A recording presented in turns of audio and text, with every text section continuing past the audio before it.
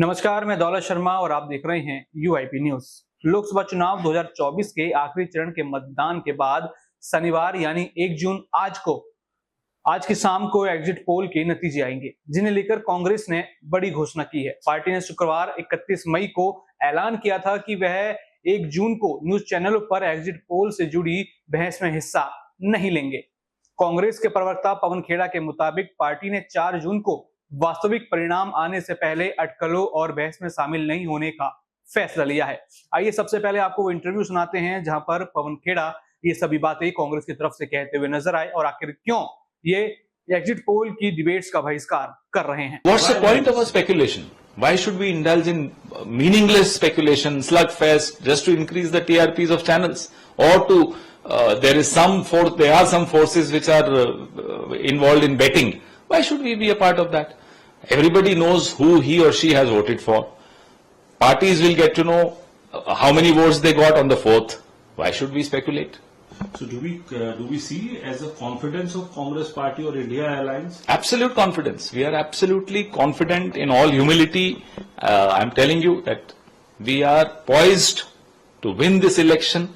India Alliance will be forming the government on the 4th, after the 4th. तो सुना आपने, उन्होंने x पर लिखा और साथ ही कहा भी कि मतदाताओं ने वोट डाल दिया है और उनका फैसला सुरक्षित है। परिणाम 4 जून को आएंगे।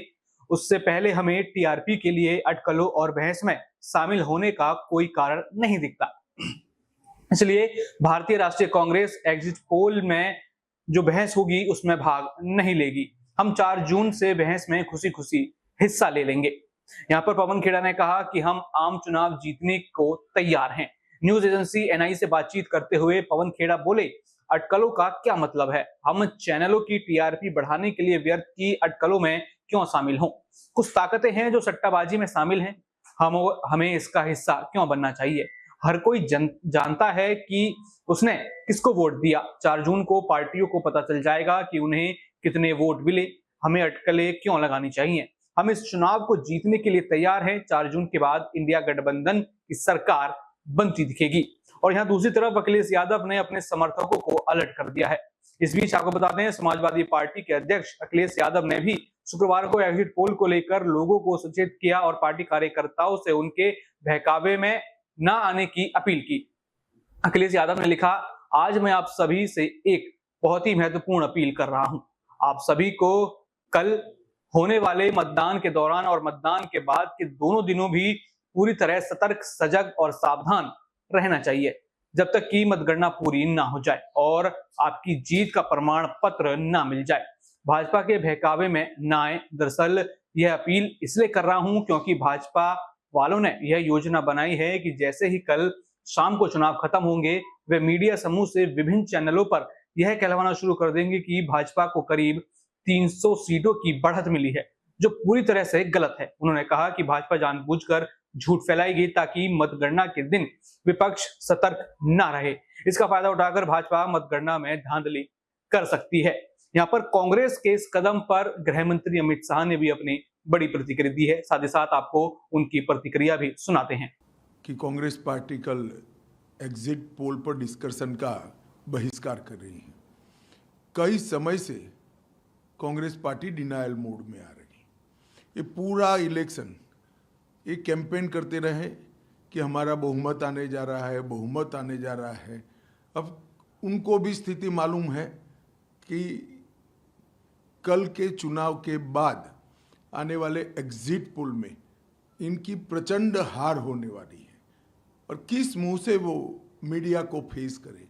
इसलिए एग्जिट पोल की पूरी एक्सरसाइज को ही नकार रहे हैं कि एग्जिट पोल का कोई मतलब नहीं है, 4 तारीख को परिणाम आने हैं।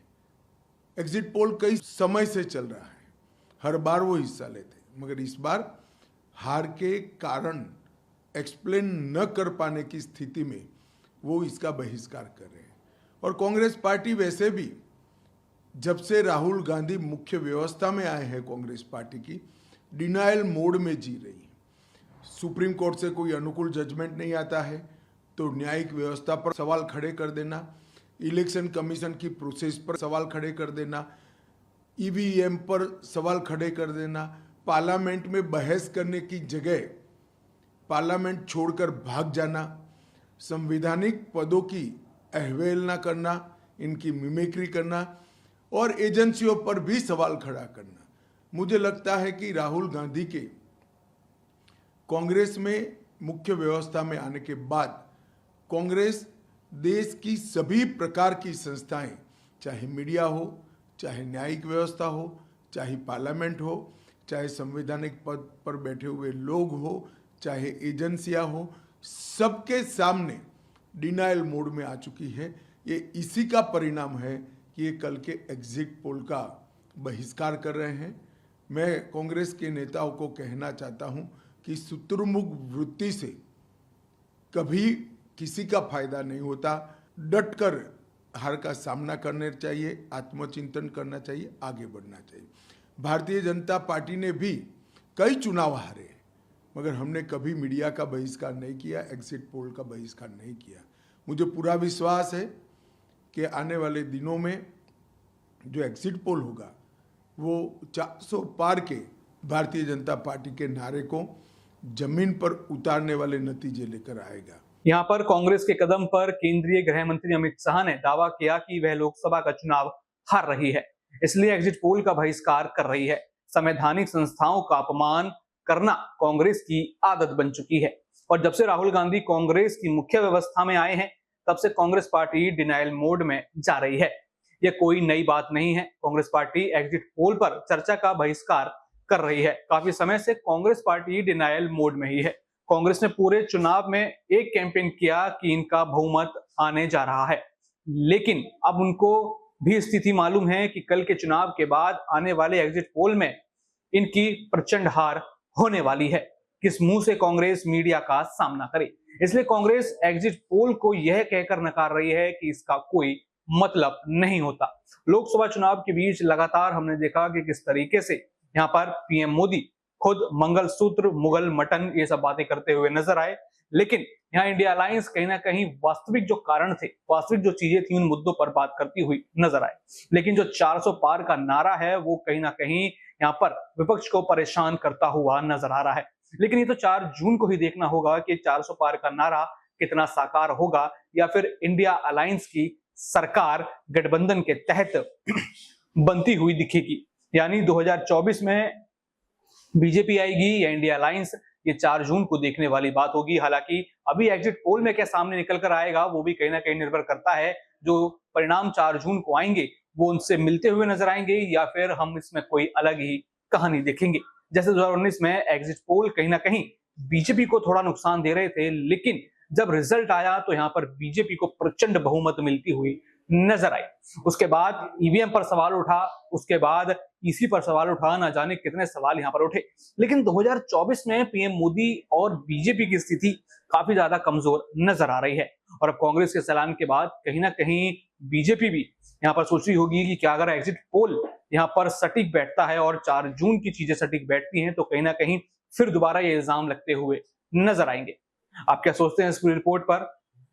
अपनी राय कमेंट सेक्शन में जरूर डालें और बाकी ऐसी और भी खबरें जानने के लिए देखते रहें UIP न्यूज। धन्यवाद।